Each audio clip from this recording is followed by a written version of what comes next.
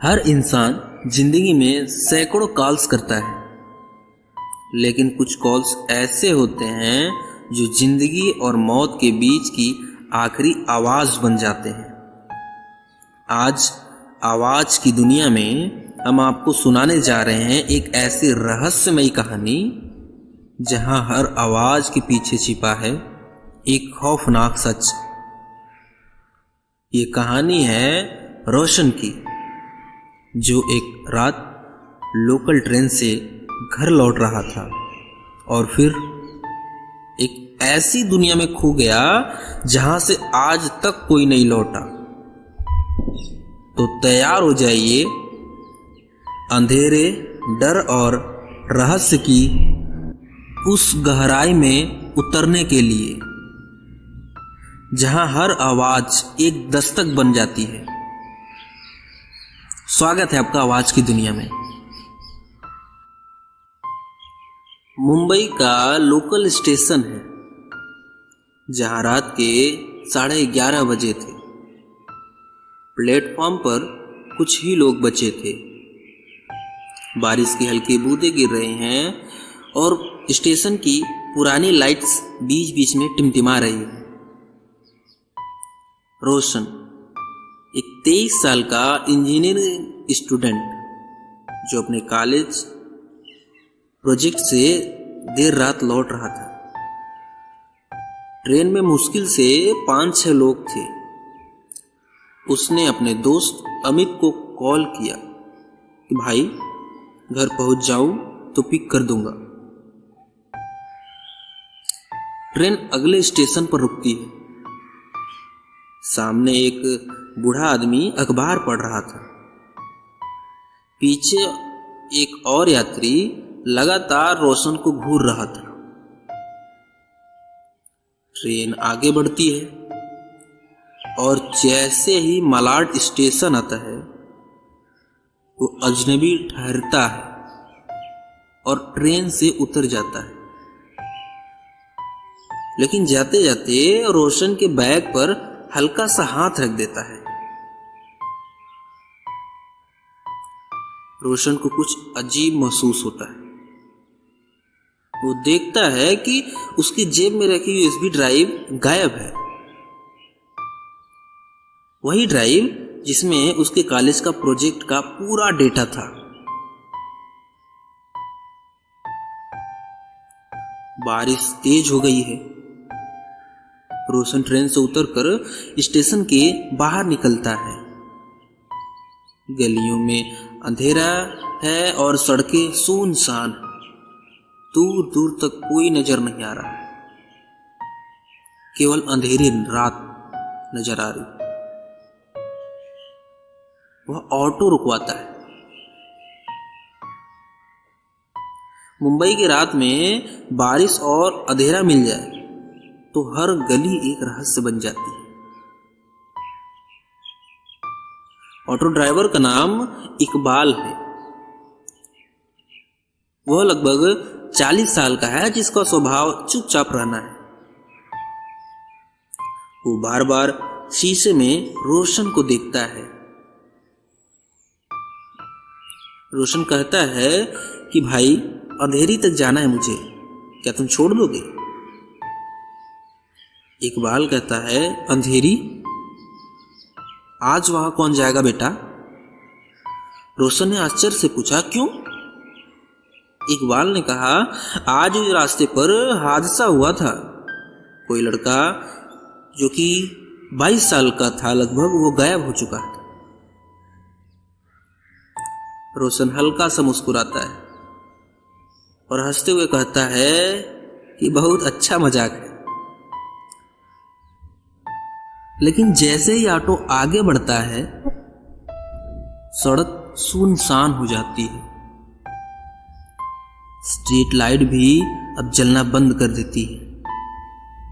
केवल बारिश की आवाज आ रही है और इंजन की घरघराहट सुनाई दे रहा है। सड़क के दोनों ओर झाड़ियां और पुरानी फैक्ट्री के अंदर खंडहर है और कोई वाहन नहीं दिख रहा है। अचानक ऑटो रुक जाता है।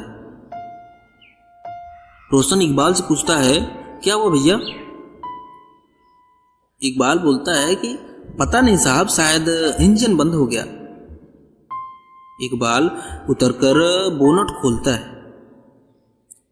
रोशन मोबाइल की टार्च जलाता है, लेकिन उसी वक्त उसके पीछे से कोई धीमी सी आवाज आती है जो कहता है रोशन, जैसे रोशन को कोई पुकार रहा हो।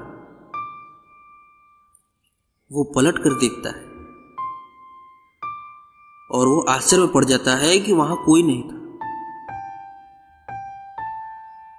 टॉर्च झिलमिलाती है और उसी पल इकबाल गायब। वह इधर उधर देखा, लेकिन उसे इकबाल कहीं दिखा ही नहीं। ऑटो खाली खड़ा है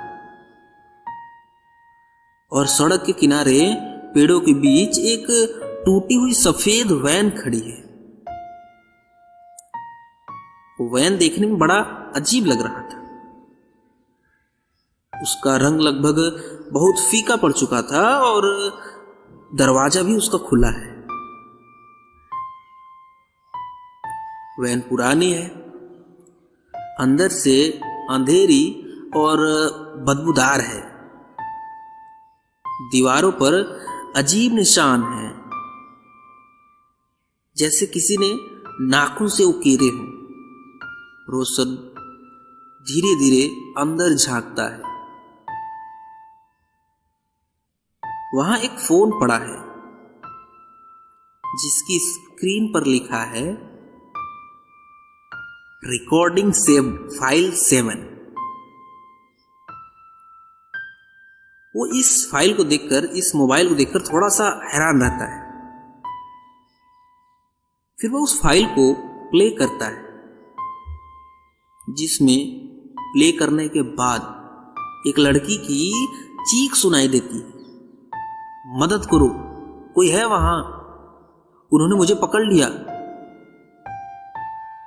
रोशन का दिल जोर जोर से धड़कने लगता है और जब वो पीछे मुड़ा तो उसे आभास होता है कि वहां कोई खड़ा है और पीछे खड़ा आदमी कोई और नहीं, वही बूढ़ा आदमी था जो ट्रेन में था। बूढ़ा आदमी रोशन से धीमी आवाज में बोलता है, तेरे पास जो ड्राइव थी उसमें जो था वो किसी को पता चलना नहीं चाहिए था। वो आगे बढ़ता है, लेकिन पीछे से किसी ने उसके सिर पर चोट मारी और रोशन बेहोश हो गया।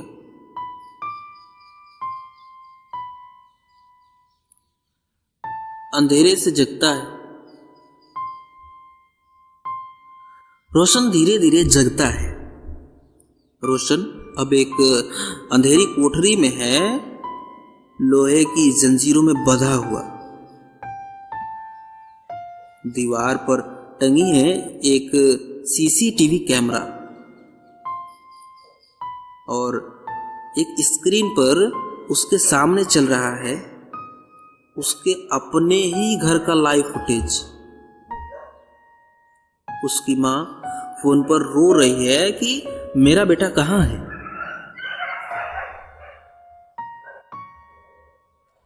इन सब घटनाओं से ये पता चलता है कि अब ये कोई साधारण अपहरण नहीं था, ये खेल था जिसे बहुत ही प्लानिंग और समझदारी के साथ खेला गया था।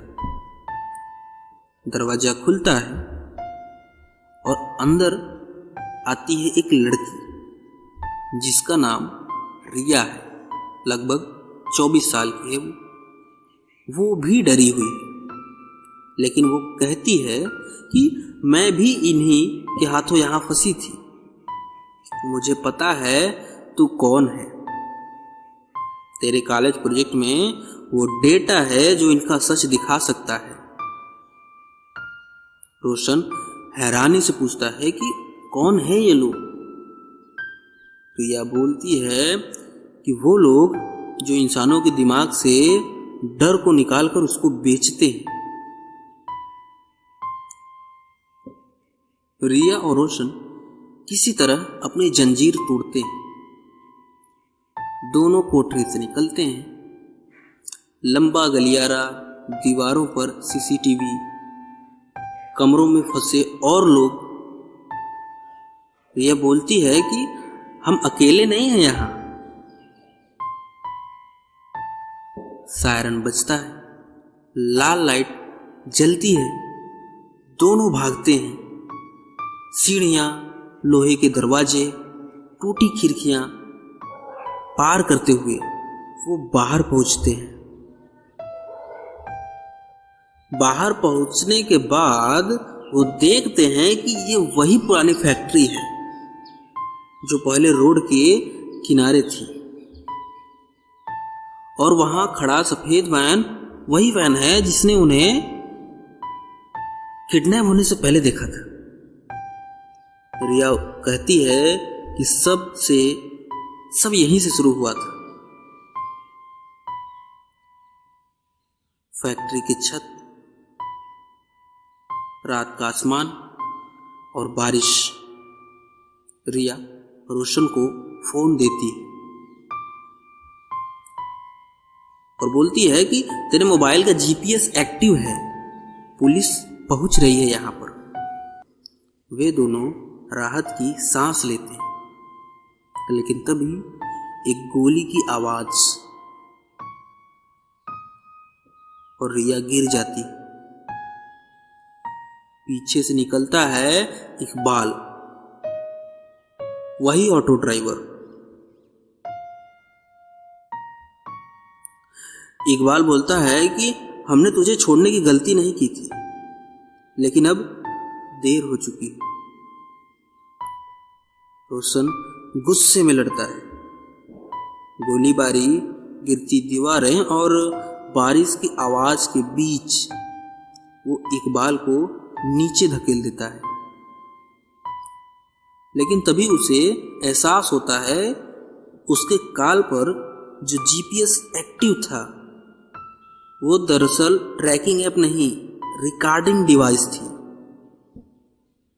और कोई बाहर से पूरी घटना लाइव देख रहा था। धीमी आवाज आती है कि अगला टेस्ट सब्जेक्ट तैयार है। पुलिस आज तक उस फैक्ट्री का कोई सबूत नहीं ढूंढ पाई। और रोशन का क्या हुआ? क्या वो फिर कभी मिला?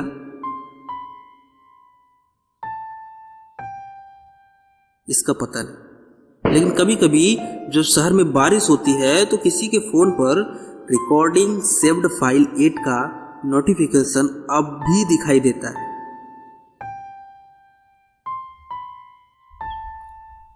कभी कभी जिंदगी में ऐसे रास्तों पर ले जाती है जहां से वापस मुमकिन नहीं होती। रोशन ने जो सफर तय किया वो सिर्फ एक हादसा नहीं था, वो एक अधूरी कहानी थी जो एक आवाज के जरिए पूरा होना चाहती थी। कहते हैं जब इंसान अपनी गलती से भागता है तो किस्मत उसे वहीं लौटाकर खड़ा कर देती है जहां सब शुरू हुआ था।